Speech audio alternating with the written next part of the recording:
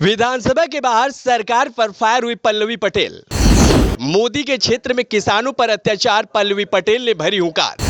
गुजराती कंपनियों के लिए मोदी कर रहे किसानों को बेघर। पल्लवी पटेल ने सरकार को दिया 48 घंटे का अल्टीमेटम।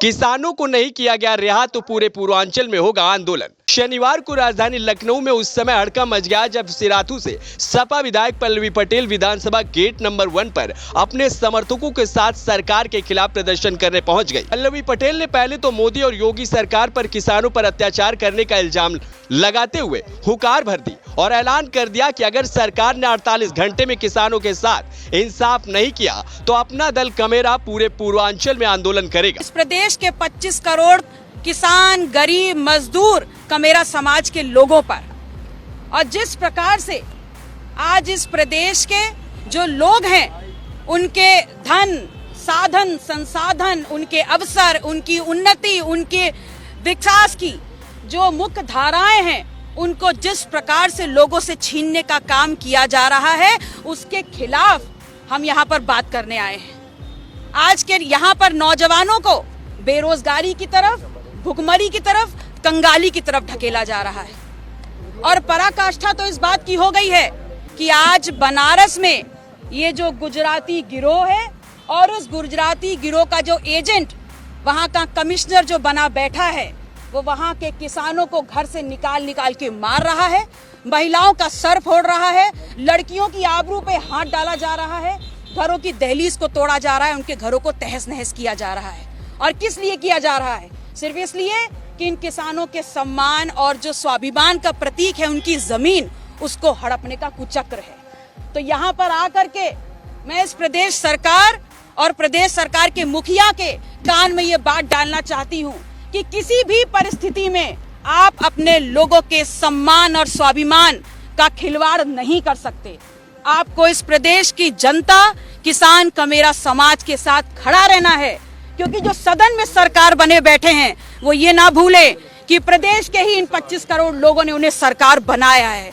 उनके हक और अधिकारों के साथ उनके सुरक्षा की गारंटी आपको देनी होगी। और ये देखिए, और भारतीय जनता पार्टी को ये कहना चाहूंगी कि ये मत भूलिए, हाल ही में आपने कर्नाटका का हश्र देखा है। आपने वहां पर स्थानीय नंदनी को हड़पने का कुचक्र रचा और वहां की जनता ने आपको लात मार के सरहद पार कर दिया है। उत्तर प्रदेश की जनता के साथ अब ये गुजराती मंडली, ये गुजराती गिरोह अब वही करना चाह रहा है और हम इस कृत्य का विरोध करते हैं। हम निंदनीय, ये जो कार्य किया है निंदनीय है।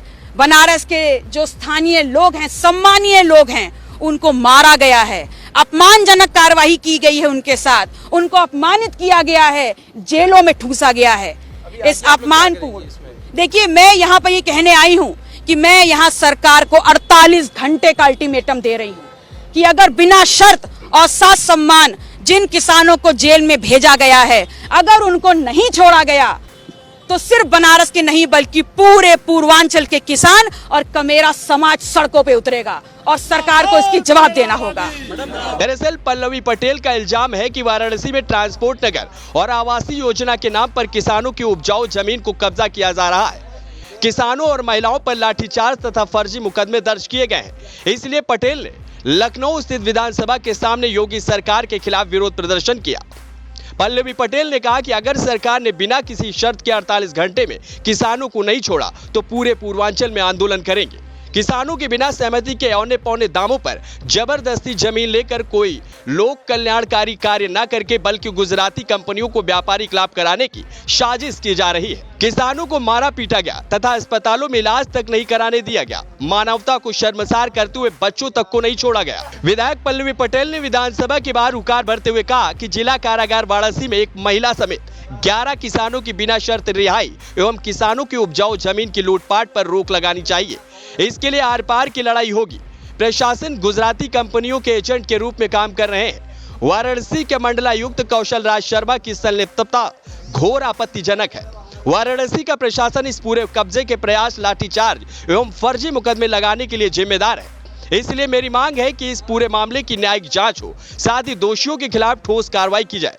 पल्लवी पटेल ने 48 घंटे में सरकार की तरफ से इंसाफ न करने पर बड़े आंदोलन का आह्वान कर दिया है। Bureau report NDTV Bharat. Subscribe कीजिए आपका अपना चैनल एनडीटीवी भारत।